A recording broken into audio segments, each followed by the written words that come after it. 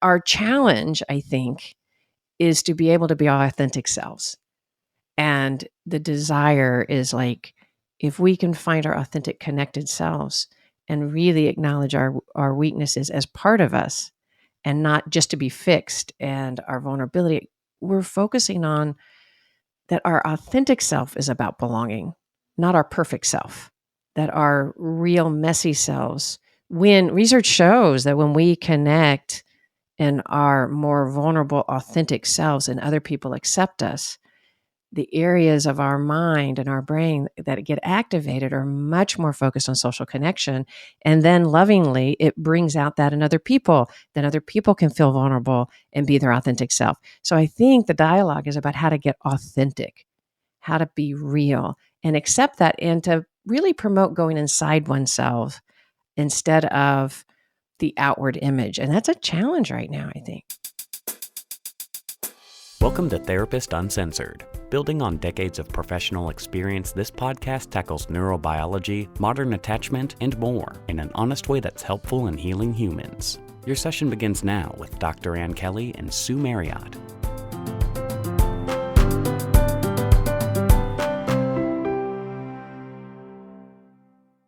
Our sponsor, Dipsia, can help transport your mind to a world where you can relax and treat yourself to a surprise or your known deepest desires. Dipsia is an app full of hundreds of short, sexy audio stories designed by women for women.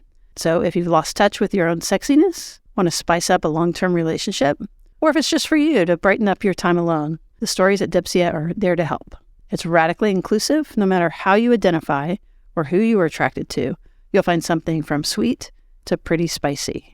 Things will never get boring because new content is released every week, and you'll find things you didn't even know you were interested in. For our listeners, Dipsia is offering an extended 30-day free trial when you go to dipsiastories.com/tu. That's 30 days of full access for free when you go to Dipsia, DIPSEA stories.com/tu. That's dipsiastories.com/tu. Hey everyone, welcome to Therapist Uncensored. I'm Ann Kelly, and before we jump into today's episode, I'd like to do a few announcements. We are rolling out some more opportunities to engage with our audience and foster secure relating. So join Sue and myself, host Ann Kelly, for a free live Zoom meeting on Friday, December 1st, 2023 at 3 p.m. Central Standard Time. So we're really excited about that. We're going to start with a general discussion topic, holding your own during holiday complexity. But we're also going to be answering other questions. So jump in and say hello, maybe meet other listeners just like you. You can also pre-submit questions as well as get the Zoom link by emailing Catherine at therapistuncensored.com or find us on Instagram or Facebook. Just search for Therapist Uncensored and we'll be right there.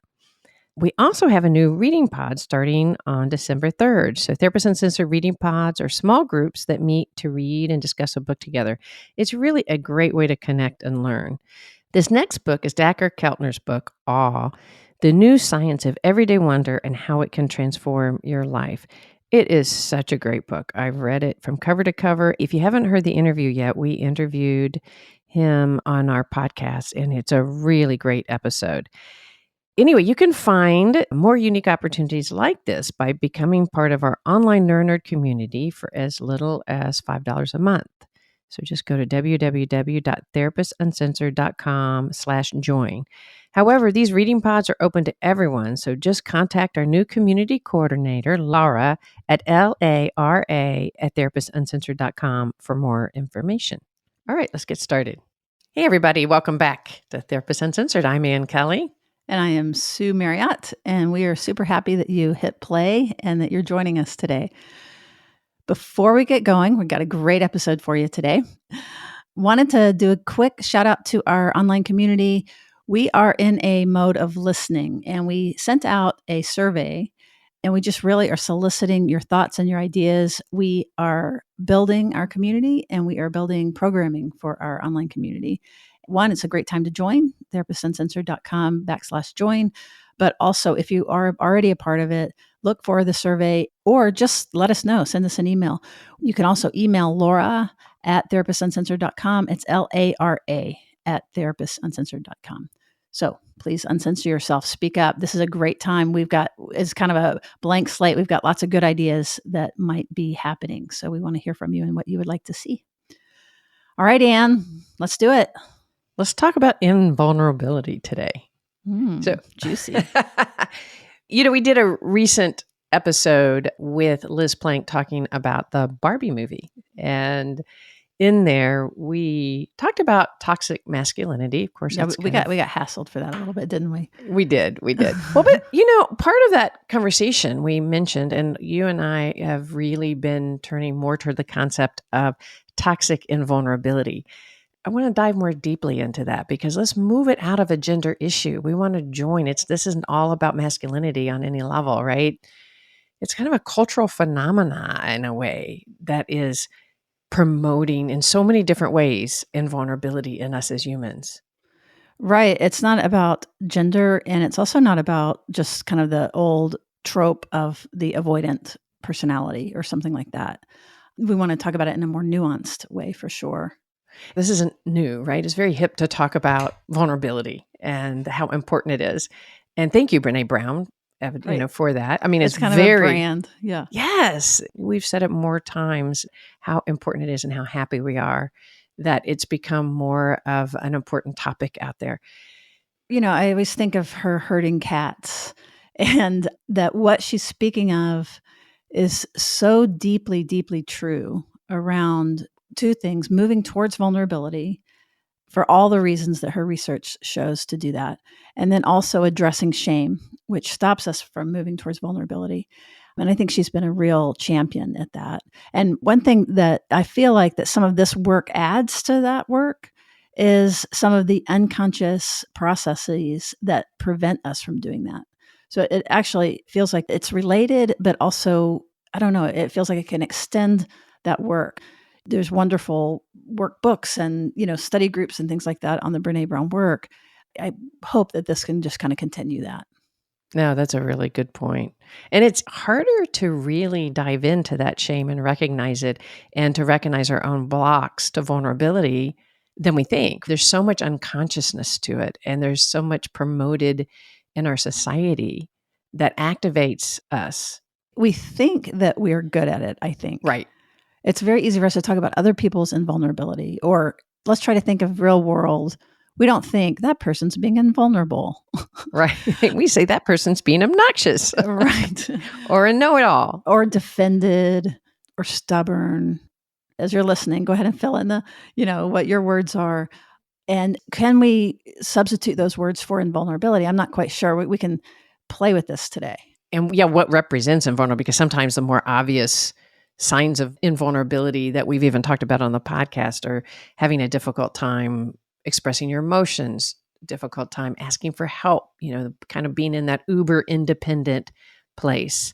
But there's other ways of invulnerability, right? There's the idea that we can't set a boundary, that actually there's a lot of subtle signs of invulnerability. If I set a boundary with somebody and they reject me, or if they go away and I can't tolerate that vulnerability, we develop patterns around blocking our vulnerability that we don't even know we have. Right. So you're saying if you have difficulty setting boundaries because you're worried about the other person's reaction, then you're fuzzy with your boundaries, that's a version of invulnerability because it's more vulnerable to set the boundary than it is to not set the boundary and be blurry.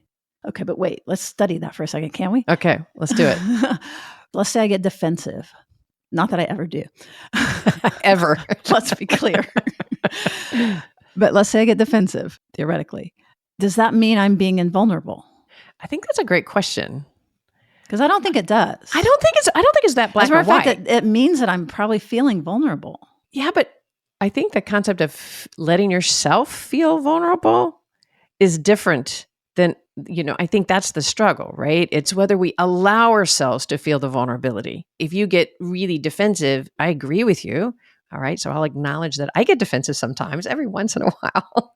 But in our defensiveness, it's likely that we're experiencing a sense of vulnerability and it becomes intolerable to feel it. And so we can pop into our defended self to say, well, that's not actually true, without actually acknowledging the vulnerability of what if it is, or even if it is. So feeling defensive is actually vulnerable, right? Mhm. But the action of being defensive and of staying in a defensive state is where that we kind of are turning away from vulnerability and staying in a more defended place. Like armoring up is then when we're moving towards invulnerability. Would you say that? I think that is a way to really conceptualize it. So it was a really good So it summary. goes from like a feeling of vulnerability, and so then therefore I'm either maybe avoiding or maybe I'm getting preoccupied, but then the action of it and then just kind of going with it and the behaviors that come from that, then I'm moving into a place of less vulnerability and what we're calling now invulnerability. And maybe we can distinguish between invulnerability and then toxic invulnerability.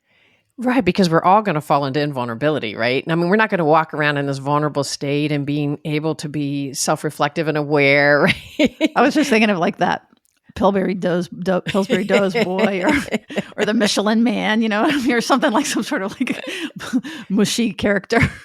We wouldn't want that. Absolutely not. But the idea of it being toxic, that's a whole realm of dialogue, isn't it? How is it toxic to us individually? How is it toxic to our relationships? And then how is it toxic to our community? And I would say all three levels, it really is. And for me, when I think about the concept of being toxic, it's toxic for the individual. Let's talk about that first. But when does it go from just invulnerability to where it begins to be? And again, let's think of toxic, like poisonous, bad for, rigid. Well, that's rigid's a good one, right? I think where it runs into toxicity is when it becomes more an embedded place that we live. Like we're all going to visit there. We're going to walk around in our defended, like I'm not going to be vulnerable in this moment place. And then hopefully we can move when we come down to a place of reflection. Right. And that's by design. And that's to Right. protect us. Right. But I think we're talking about getting stuck someplace. Right, where we get stuck in like more entrenched patterns of invulnerability that then become more of our way of life and often unconscious. Brene Brown often talks about perfectionism, right? You don't think about perfectionism as being around invulnerability, but it is. If I have to be perfect and really good at what I do, that can look wonderful to everyone around you because you're so good at it, whatever that is. But when it becomes a threat to not be in a perfectionistic state, when we don't recognize that, I think that we're in a defensive posture, that our nervous system is running in a defensive posture, then that's where it can become toxic. I guess we can be even literal when we talk about toxic to our body. We talk about this a lot, right? Our body knows that we need one another, that we're interconnected. Yeah, that's part of why it scares us so badly to be disconnected. Very true. And to be close, both. It's terrifying. People are scary. Let's be honest. We don't need Halloween. Well, I guess when we talk about it related to masculinity, that's really the concept. People often mistake the concept of toxic masculinity as we're saying that to be masculine is toxic or men are toxic, and it's the opposite of that, right? It's like the promotion of men need to be strong, and that society for a long time says they shouldn't have any weakness and that they should be uber independent. They should be the Clint Eastwoods of, I don't need anybody. And specifically, it's toxic for their body because our body is smarter. Our body and brain are smarter than our, I guess, cultural learnings, and we know we need each other. So how it becomes toxic is that if I cut off that awareness, my body still knows I need other people. And so instead, we stay in a kind of chronic state of threat. Underneath the surface, our body does. Yeah. So another way it becomes toxic is so people that are raised as boys and men, especially those that are raised with more traditional gender roles, are more likely, one, like you're saying, to internalize some of these different power differences, but also they're more likely to be in physical fights with one another, with men, other men, and also to engage in physical violence with women or people who identify as women. When you talk about toxicity, it's like literally toxic.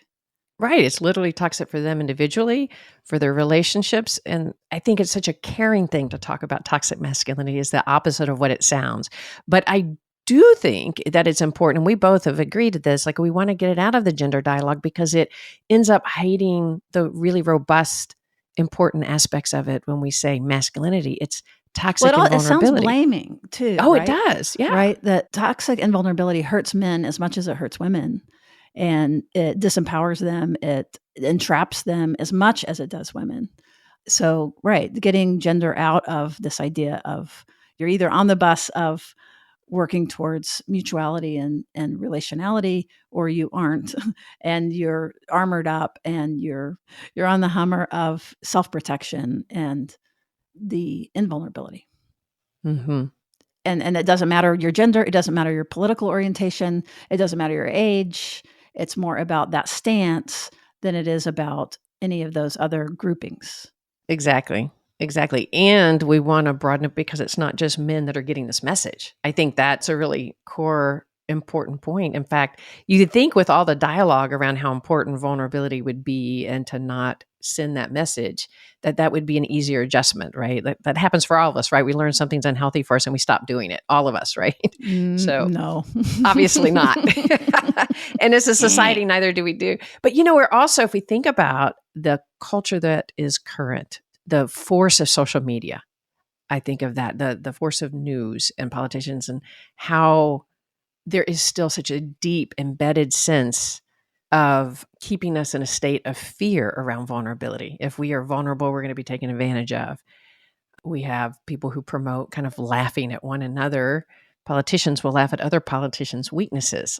And we're sending that as a message to our culture that that's okay. If we solidify that. I really think about the impact of social media, though.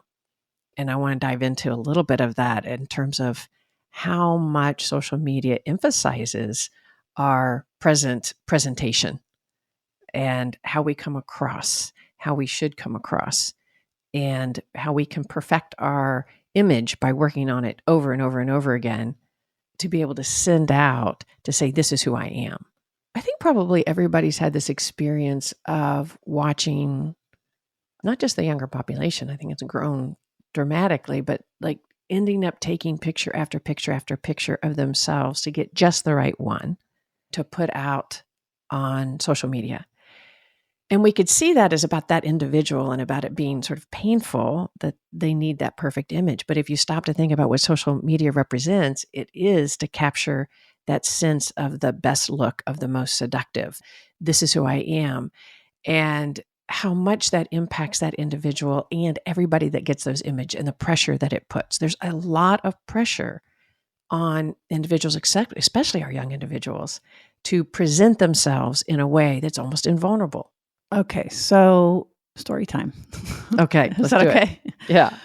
First, I want to say how much I'm on the Beyonce boat and how much I'm a huge fan, such a huge fan that, we schlepped to Houston and saw the concert and loved it, all those things. This was an important journey that I took. So we got there were tons of people, and there were a lot of folks that were holding the phone out and taking 30 pictures. And I guess we're a little bit out of touch. So that was a little bit, we noticed it. And then the people sitting in front of us are taking the pictures of themselves as we're waiting. But then the concert starts and they're continuing to take pictures of themselves or video themselves watching the concert. So tracking all this is interesting. It's not judgment. It's more of kind of like what you're saying, what does this mean? What's happening? Then I noticed in the concert, it almost was like I was listening to an album. It was so produced. And then I thought, do you remember the big screens, right? The screens, Mm-hmm. It was the most amazing video production that was going on above. So much so that your eyes were constantly on the screen. You couldn't hardly see the dancers and stuff. So your eyes would pop up to the screen. And I think you and I both said this, that we found ourselves sort of watching the screen, even when we wanted to look down and watch the actual concert. So then I noticed that as she's singing and dancing and being her amazing, incredible self, that she's also sort of playing to the video because the video is projecting so that all of us can see her. So then I'm thinking of all these people that are, she's a goddess to these young women. But you see what I mean? It was like this echo of echo of echo. And I didn't know what to make of it, but it's just sort of, that's the story that popped to mind about this. So how does that relate to toxic invulnerability, I guess? Well, if we think about it first just as invulnerable, and we'll leave the word toxic aside for just a Yeah, that's second. good. It feels like the image, and I left with the same feeling, is that the image of what was happening, the capturing it for the future in such an amazingly perfect way, ended up being sort of the priority. So the connection to the audience, we left feeling like, wait, I missed feeling the connection. And you're totally right. Because as we walked out, I did notice, like, sometimes when you leave a concert, you're just like pumped up and you're high-fiving all the strangers around you and you're just like talking, you're processing it. And I did notice as we walked out, it was like everybody was quiet and wasn't bad. Everybody would have said it was a great concert, and they did. Was a great and concert. It was a great concert. It was. But there was something, like, I think we all left with an admiration for this beautiful, talented woman. Yes. But not necessarily feeling close to her or that we knew her. Right. I felt like I knew her less. And she was in her hometown, Houston, Texas. I felt like I knew her less after the show than I did before the show. And then I felt less connected to like that. I wanted to be fangirl. You know what I mean? I wanted to be like screaming, because you are a fangirl. I am. You know what's so funny? Yes. Let's bring it into the active moment of vulnerability right now. Okay, good. So as we're talking about it, we are talking to an audience probably of a lot of people who love Beyonce, maybe, and who were at that concert, because there were so many people at that concert. And I'm like, imagine feeling the vulnerability of the responses we're going to get in saying anything negative about that concert, right? And so it's true, right? And we probably will. It's okay. We're open to that. We love her. Is that not clear? Love. Hey, as sassy middle-aged women, we go to these rock concerts. We are cool. We love Beyonce. Okay. I'm defending myself. See, I'm defending myself. Right. I was getting activated. This is what we all experience. This isn't those people over there experiencing the impact of social media. This is us. We all experience it. We're with you. So you were anticipating getting negative review and negative message. Well, and then you just saying it, then I was defending myself. Right. So this is the live action of invulnerability, right? Exactly. This is how social media impacts all of us. We are going to be our authentic self. This is Therapist Uncensored. So we are going to just talk about this and really kind of be in the muck with everybody, right? That's what we want. But in doing so, we can feel our own vulnerability of, because in social media, one of the things, it's immediate. Right. The things that really can impact us, besides just, okay, here's our image going out, it needs to be perfected, it kind of lives, is that because it's non-relational, we're not having a direct relationship with the individuals, we can do all sorts of things that can be about social rejection, which is dangerous for our bodies, right? Like, I get that if people unfollow us, it's not actually literally dangerous to us. Well, but it can hurt. Well, it particularly hurts if they tell us that they're unfollowing. You know, if you're going to unfollow, just unfollow. But if you have to announce that you're unfollowing, it's like getting the finger as you're, driving. As you're at the door. It's like...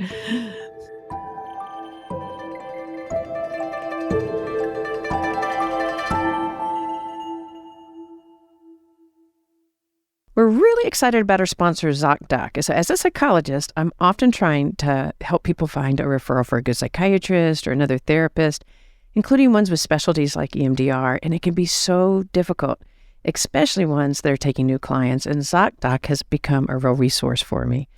It's a great place, not just to find therapists, but you can find out about any type of doctor or specialist that you need, from a primary doctor to a heart specialist. In fact, I was able to use ZocDoc to help my daughter in a whole other state find a general practitioner, so it was a huge relief. So ZocDoc is the only free app that lets you find and book doctors who are patient-reviewed, take your insurance, and are available when you need them and treat almost every condition under the sun. So, because when you're not feeling your best, trying to hold it together and find the right doctor, it just shouldn't take all your energy.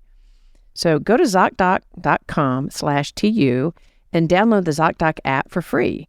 Then find and book a top-rated doctor today. So many are available within 24 hours. So that's ZocDoc, ZocDoc.com/TU, ZocDoc.com/TU.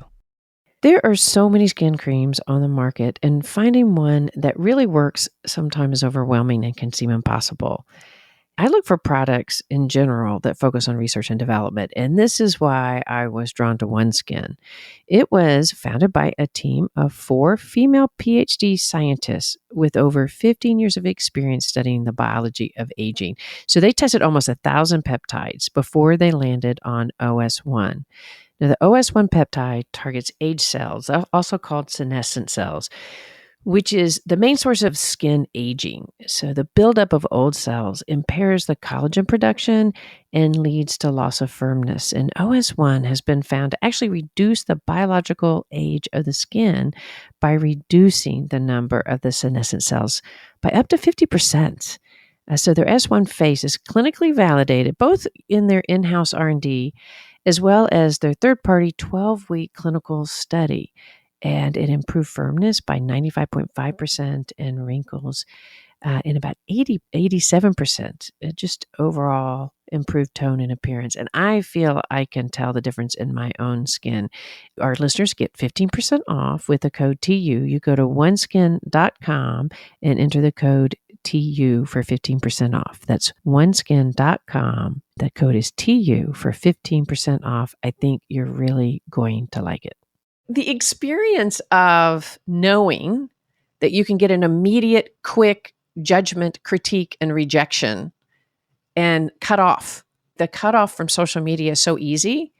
And our ability to judge one another on social media is so easy because, what's judgment about, right? Judgment is an activation inside of us that often is about self-protection. I don't like the part of me you're bringing out, so I'm going to judge you even more harshly so I don't have to feel it. I'm oversimplifying it, but I just was like thinking, oh my gosh, like every time we are out there in any public forum, we are open to rejection. Well, that's exactly what 20-year-olds feel. Oh, that's really empathic. I really like what you're saying. Right. Like how many likes, how many, and how the vulnerability of that. And it's there.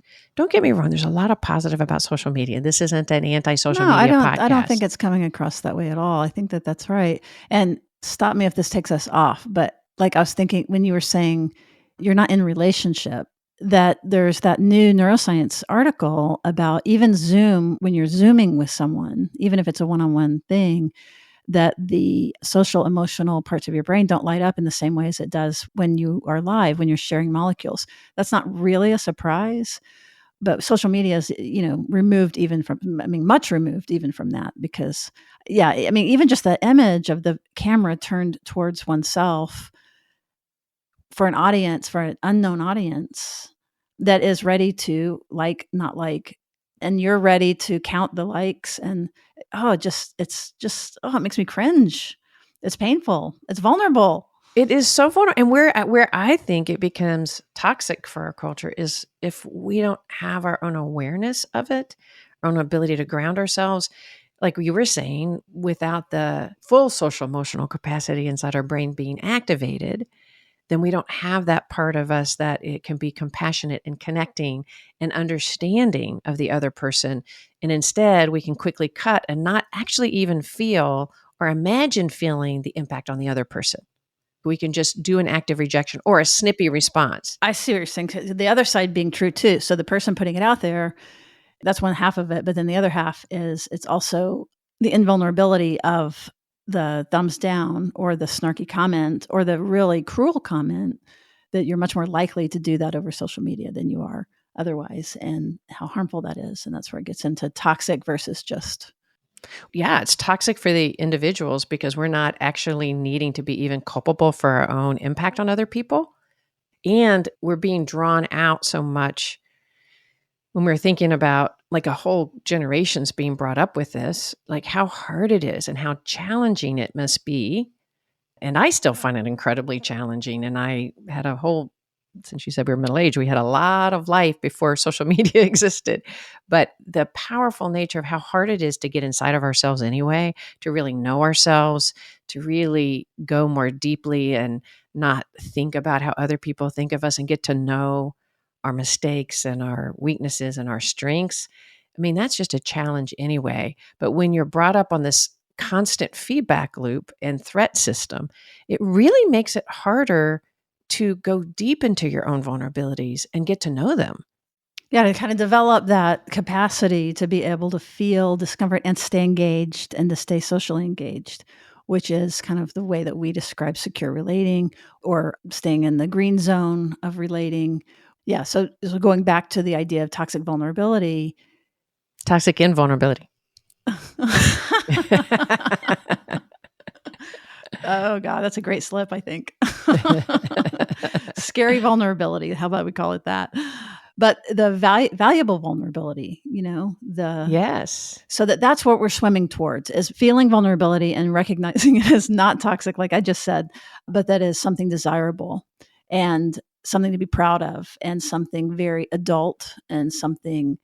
I hate the idea of being manly, right? That's such a gendered thing, but really sexy manliness is being able to be vulnerable and being able to feel your feelings and express yourself. So really changing the cultural notion of that, whereas stoicism and being zipped up and, not speaking or just letting ourselves be too anxious and acting on that and acting on that and acting on that. And everybody else has to deal with our anxiety. And as we make noise about our anxiety is another version of this invulnerability. I'm really glad you brought that up because it's one of the things I wanted to for sure go more deeply in is what are these signs of invulnerability we don't recognize? Because we often speak about the stoicism and the uber independence. We've done a lot on that and kind of flipping it over to the other side. Let's say the vulnerability of our kids and our kids struggling or something going wrong, et cetera. And so we have to fix it, fix it, fix it. There is a message that we're sending to them and within us that says having a problem is not okay. Feeling that sense of insecurity with your friends at school is not okay, yet it's the norm. It's important for them to go through that. And then our own vulnerability that we're avoiding by trying to fix it and trying to stay in that hyperactive state is a state of invulnerability. It's not as easy to recognize it as the stoicism, but it is. I can't live with the discomfort inside of me that makes me feel weak or scared if I see my kid suffering. And literally sitting with that vulnerability is really, really hard. So we have all these strategies to avoid it, don't we? That we don't even recognize as strategies Yeah, to live in our I'm so defense. mad at you right now for God. Like that's just a gut one right there. And so true. And I also think that what we're talking about, and I love the parenting example. I mean, for the parents out there who can't relate to giving into our own anxiety and our own needs at the expense of our kids. That's certainly so relatable. But also, like, I want to hold the idea of toxic lightly because we're not just trying to point out what's wrong or what we're doing wrong. It's not like, oh, that's this and that's this at all. I think what we're really trying to do is we won't call it toxic until it's like extreme, extreme, extreme. And it's when you refuse to do anything about it and when it's rigidifies and when it's, like you said earlier, Anne, you said entrenched. That over there, I'm pushing my hands away. That over there is what we mean by toxic. The invulnerability part is natural and it is part of our defensive structure. And so we don't want you, as you're hearing this, to hear it as sort of name calling or as problematic. It's more of like we want it to evoke curiosity and openness. And like, so as you can feel yourself, like even when you mention the parenting, oh, it really did. It's just gutting.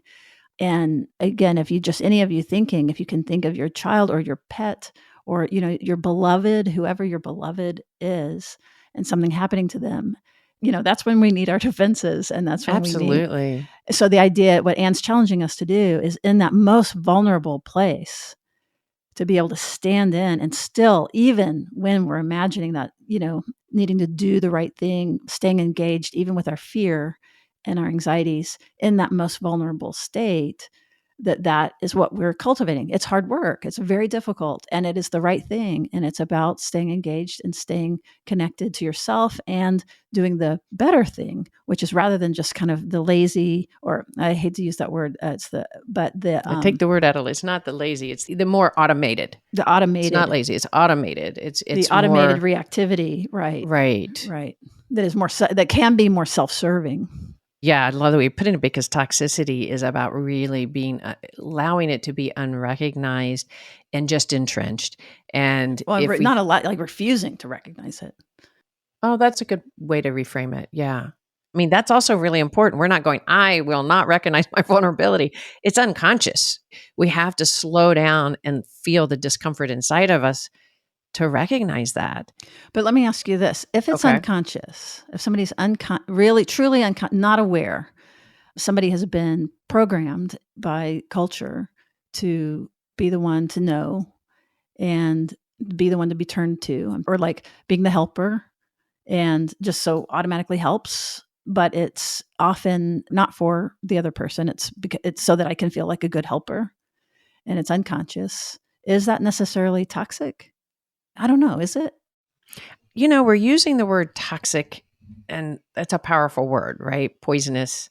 That's why I think I was wanting to preserve it Yeah. for people who refuse to change it. Well, I'm going to challenge you on that, because going back to toxic's extreme way to put it, we need maybe a lesser word. But if I'm jumping in because I can't handle the vulnerability that I feel if I see, let's say my kid feels insecure and really struggling, and if I'm not aware of my own difficulty with that, I may jump in continuously to either fix it, or let's say our child is feeling insecure with his friendship network at school and comes home and saying they're rejecting me, or I don't feel part of things, and things like that, by the way, everybody feels.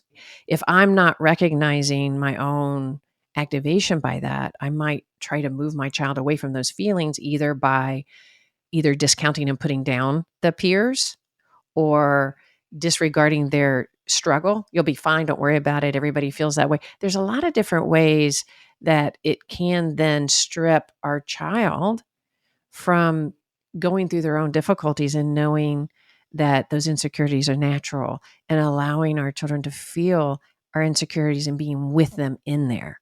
So can we call it harmful invulnerability?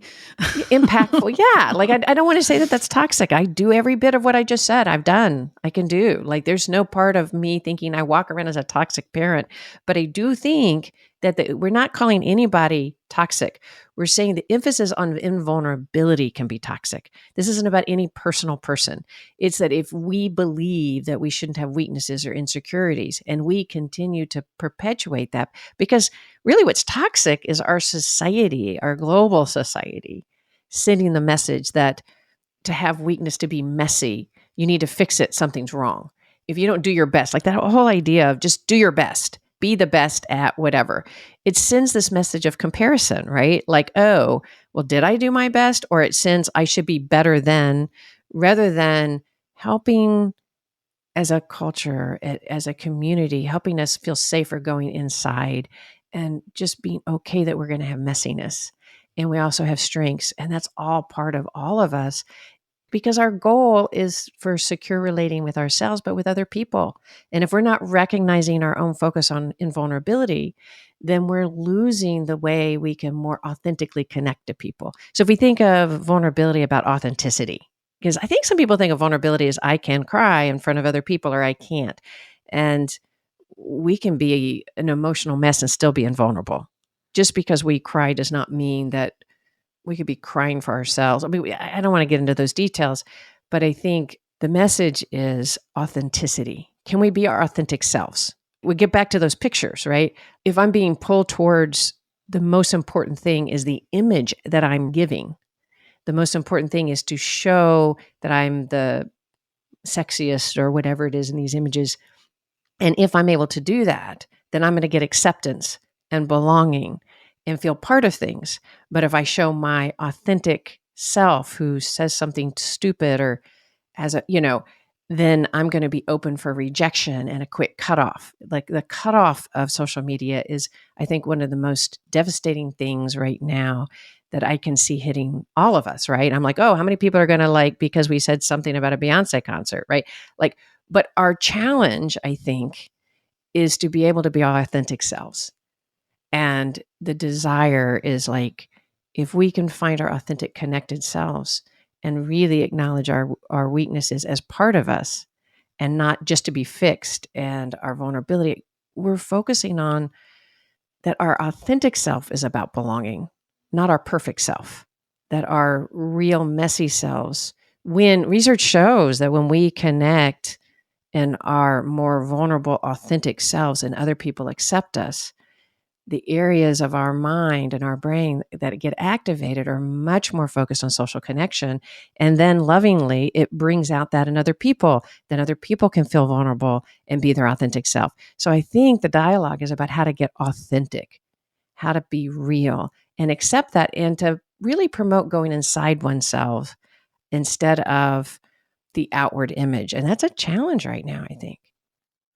I think that's great. I think that was really well said. And yeah, I don't want to get lost in the what's toxic or toxic as name calling. I think just to take a couple steps back, I think the bigger thing is that this isn't about, like you just said, that it's not about an individual.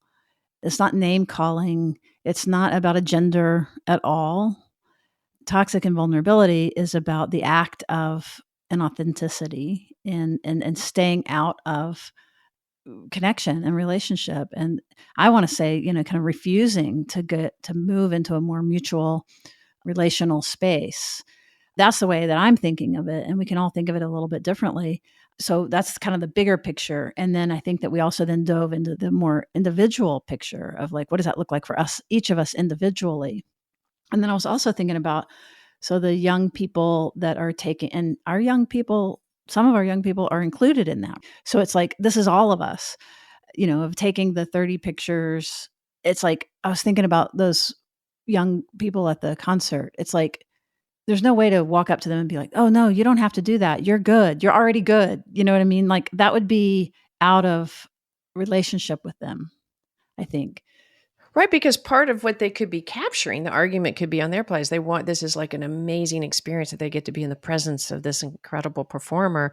And so they're capturing something for themselves that they can hold it. And that would be really wonderful. But why the 30 times? That's what I'm saying. Well, it wasn't just 30. It was honestly, fortunately, honestly, it was the entire concert. I don't know that I saw much of being able to just go in, like, this sounds, let me step away from that because I have no idea what their internal experience is. I have no idea. But from the feeling about being able to get inside oneself and be in oneself, I think that's going to be really hard to do with a camera pointed at you and the images being taken. It just is a challenge. And we could, I'm open for arguments. So some people may be doing that and feel very enlivened in themselves. For me, it felt like more about like it wasn't in the moment. And our challenge in an authentic self is to be able to find our internal selves while with others. And it was even interesting at that concert because it was really hard to see her because actually her image was quite dark because the lighting was set that was up. my point. Yeah. We didn't have great seats, so we were really far back. But the way that the image was done, she was so dark except for the reflection, and there was something, we talked a lot about that, didn't we? It was something about that we're going to capture this moment for a later date. Yeah. And that's what you're talking about. Yes. It's an as if instead of being in the moment. It's as if. Just to stick with the concert stuff, this is in contrast to Lizzo. Yes, everyone be impressed how cool I am. But in the Lizzo concert, I was really struck by, like, she literally stopped and turned on the house lights and went around all the upper sections and like, you there in the pink top, let me see you. Like on every single section, she went and she said, I see you, I see you, I see you. And that was such an amazing experience. And I can tell you on that one, you're walking out talking to strangers and you're part of an experience. And again, not better, worse, but there's something about like being with in the immediacy of the moment. So I don't know if that adds to what No, we're I saying think or it not, does but because I think that's, if we get to kind of what now, like what are, from a secure relating place, what we're wanting to talk about or what we are talking about is the invulnerability and how that plays into us not being like living, to put it in those framework, what part of us is living our more protected defensive positions and we don't know it. Because if we are not in ourselves and connected, then we need to check out, are we in our more defensive selves unconsciously? Because if we're in our perfected or our presentation selves, we're not in our authentic self. So to really be in our more going connected, inside. yeah, I think you're right on target. Being in our more connected selves, we have to be sort of aware, right? Like when I was all of a sudden preoccupied with, oh my gosh, we're saying something negative about Beyonce, I left the conversation for a minute, right? And then I'm like, you know what? We're speaking authentically, and we just have to keep doing that and trusting our audience out there. They get to have thoughts and feelings and opinions, and we want to hear them, but can they be expressed in relation?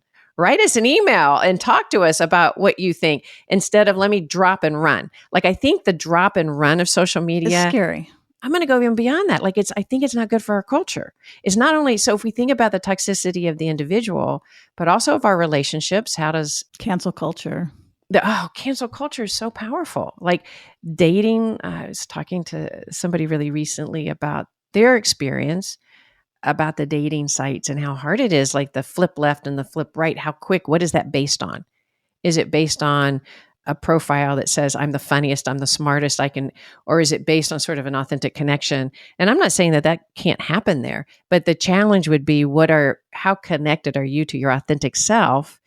And are you looking for that and welcoming and opening of others that can really be in their authenticity? And I think that advocating for us to be able to be more comfortable with our vulnerability and authenticity and stay in connection. So when we're relating on social media or we're relating with other people around Thanksgiving table, that we can hold ourselves. Hold ourselves, being your badass self. The way that you came back into the conversation was you shared what stopped you. So you went more relational rather than kind of thinking to yourself, we're just going to cut this part, or or trying to signal to me like, no, no, no. You know what I mean? Like Yeah. you stayed with it and then told me about it and then shared about it. And then that was beautiful. Right. Because it's going to happen, right? No, you're modeling kind of what it is we're talking about. So I love this. I appreciate this conversation, Ann Kelly. It's been thought provoking, and I will continue to think about it. And I hope that you all continue to think about, just in general, how to stay inside yourself, in your green zone, authentic, connected, and not to be upset when you begin to drift and get a little bit wound up, but curious and kind of keeping your hands on the steering wheel so you can steer your way back in and be deliberate. And how to promote that and help support that in other people. And the best way of doing that is to do that first yourself. Do it for yourself. Show self-compassion. Don't look for perfection in self. Show self-compassion. But also, we're going into some really complex seasons of elections, et cetera. I'm not bringing into, but just like, don't look for that in other people. Don't really listen to what it is important to you and go for that. And let's not join in the disconnected, quick, judgmental over there kind of perspective. Well, even I think, just to kind of wrap, going back and calling up those young people that we're talking about with the phones, right? So rather than standing back and looking at them, or like, you really should put your phone down and watch the concert, like that isn't at all what was happening, I don't think. I mean, maybe that was happening some, but that's not where I want to land. It's more of like, I really wanted to understand, and I think that I did more deeply, that the concert that they're watching, that was what their hero was doing. And their hero was doing that because that's what the culture community wants the hero to do. You know what I mean? Like, it's this never ending circle. And so understanding, whatever it is that you're seeing that you don't understand, that person is doing that for a really good reason that makes a lot of sense to them in that moment, even if it's a symptom of something.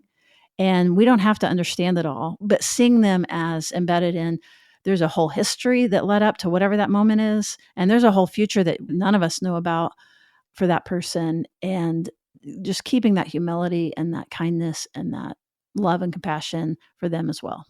Just going to add one other thing, and that is also to look for how you are also represented in that, in what ways you can relate, because we each have our own version of that, right? So it's, especially generationally, it's very easy to sit and go, that generation back then, but like, look for your own version, because that way you're connecting with the aspect of I get it, and you're connected to your own struggles with things. And it allows whatever goes forward from that, it's going to be more relatable in a more secure position. We're all human. There's almost nothing out there that if you look hard enough, you can't find your version of. It's true. It's true.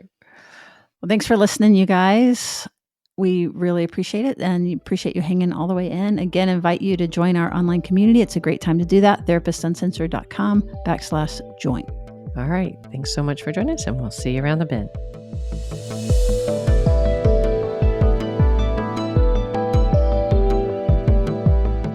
Therapist Uncensored is Ann Kelly and Sue Marriott. This podcast is edited by Jack Anderson.